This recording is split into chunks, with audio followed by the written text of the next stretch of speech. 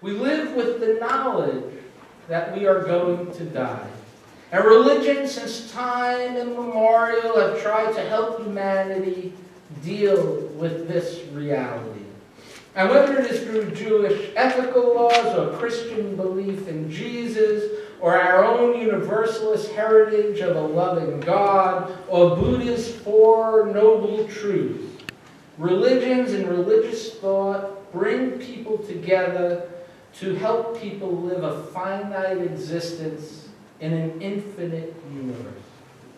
And I want you to focus on that phrase, bringing people together. For I believe that in and of itself is part of the point of religion. To allow us to reach beyond ourselves, beyond our ego, beyond our own perceptions, and to join with others to explore the meaning and the unwinding of our lives. Our Unitarian Universalist principles call us to live with justice, equity, and compassion in human relations. In a diverse world, in a pluralistic community, our theology is a this-world theology, a relational theology that calls us to be compassionate in all of our actions in the world. Every moment of our lives is full of change, from our first breath to our last. So I want you to just take a quick look at the picture on the front of our order of service here. It is a copy of a piece of calligraphy done by Thich Nhat Hanh. It's a circle with the words breathe and smile. Now Thich Nhat Hanh, for those who don't know, is a Vietnamese Buddhist monk who is the founder of the Order of Interbeing. In many of his writings, he encourages people to live with mindfulness, and actually even encourages them to smile as part of their meditation practice. So, breathing in, and then when you breathe out, you should smile. Yeah, and it's not as easy to do when you think about it, when you try it. But the circle is the universal symbol of eternity. The circle is without beginning and end. It is a symbol of the sun, the earth, the wholeness, of harmony. If the circle is the wholeness, then everything inside of it is life itself.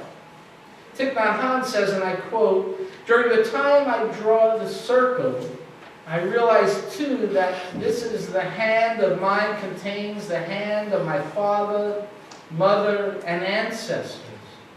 So my father, mother, ancestors, teachers are doing the circle with me. And since we are doing the circle together, there is no self, no separate self. So drawing a circle, you can get an insight of anatta, or no self." End quote. No self is a realization of what I would call the interdependence of all existence. If only life were that simple as breathe and smile. And sometimes that is all we require, actually. To just step back and breathe and see the world the way it is versus the way we imagine it to be. To see ourselves the way we are, as opposed to the way others and we imagine ourselves to be. During our mindfulness meditation practice that we have here every Tuesday night at 5:30, which everyone is welcome to, I always encourage people to focus on their breath. And I tell them, when you hear other noises such as a horn honking, don't create a story about it in your mind like, oh, that horn is interrupting my meditation practice. I tell them to just recognize things for what they are. Oh, that is a horn honking. And then bring themselves back to their breath. So we seem to always, our thoughts sort of create stories instead of focusing on what something really is. When we are feeling anxious, we tend to hold our breath in, right? So just breathe, and try to recognize things for what they are. Now to smile To smile is, in my mind, truly the acknowledgement of our inability to control the universe. And so like this morning when I came in, I couldn't get the TV to work. I did a lot of breathing and smiling instead of getting upset. And eventually I just rebooted. That's always sometimes actually the lesson we can always learn from computers, right? Just reboot, start again. And I did, and it worked actually. And sometimes smiling is sometimes all we can do with what sometimes appears to be that arbitrary weaving of our path in the world. But we can also smile at the simple beauties that we find all around us, just looking at each other, looking at the trees and nature around us. And smiling can actually be healthy for us. Just the act of smiling, even if we don't mean it or feel it, can bring happiness to us and others around us. Charles Darwin was actually one of the first persons to suggest that the act of smiling can make us feel good as opposed to merely being the consequences of feeling good. So let's try it out. Let's experiment with this. I want you to look at the person next to you and smile at them. Go on, let's go, do it. Smile. See everybody? Pretty much. Oh, you can do it. You can smile. I know you can. Yeah. So it's nice to see smiling faces, right? And, surprisingly to me, as I found out, there's been like extensive medical and academic study on smiling. It's really kind of interesting. Studies have found that smiling can help reduce the level of stress-enhancing hormones and increase the level of mood-enhancing hormones in our body. Smiling can lead to longer lifespans.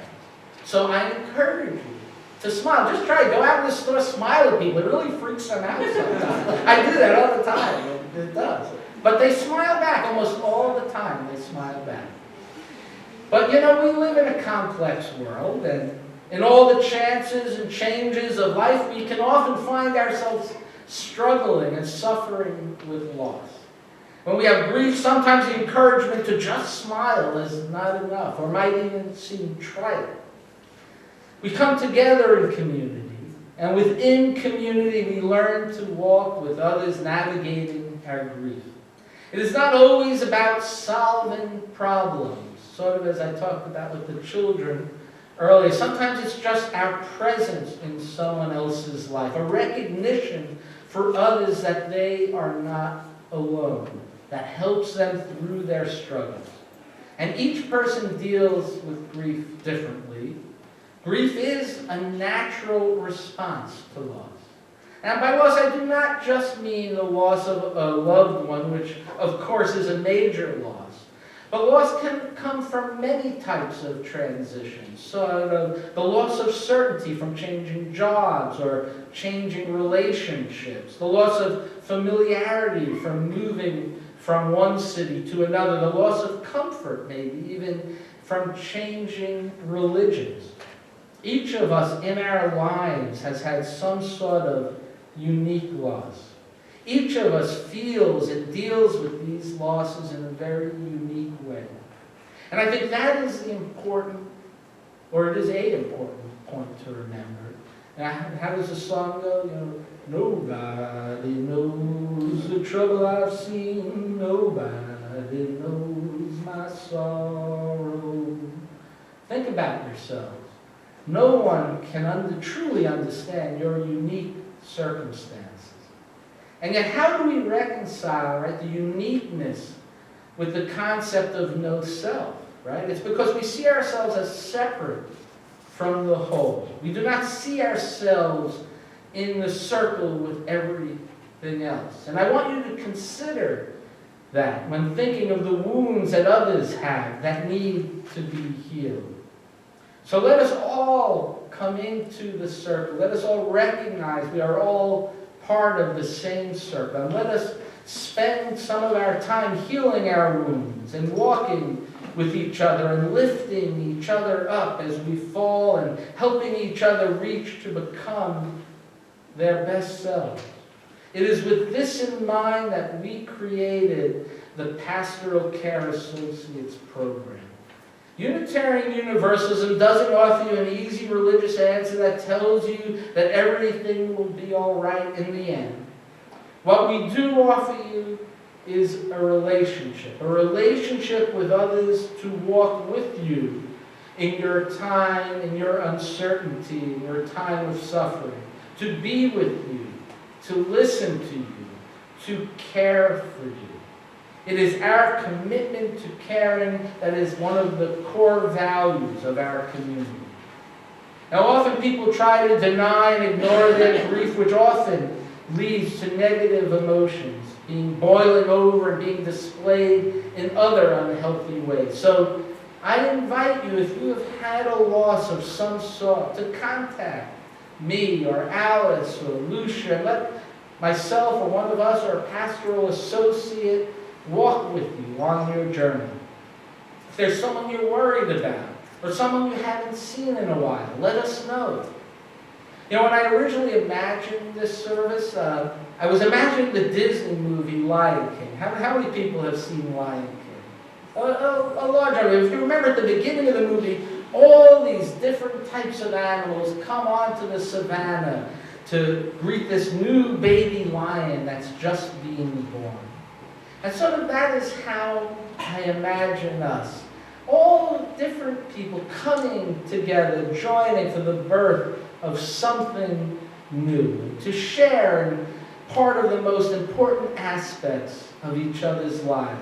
From birth to death, with joys and sorrows, we come together in the circle of life.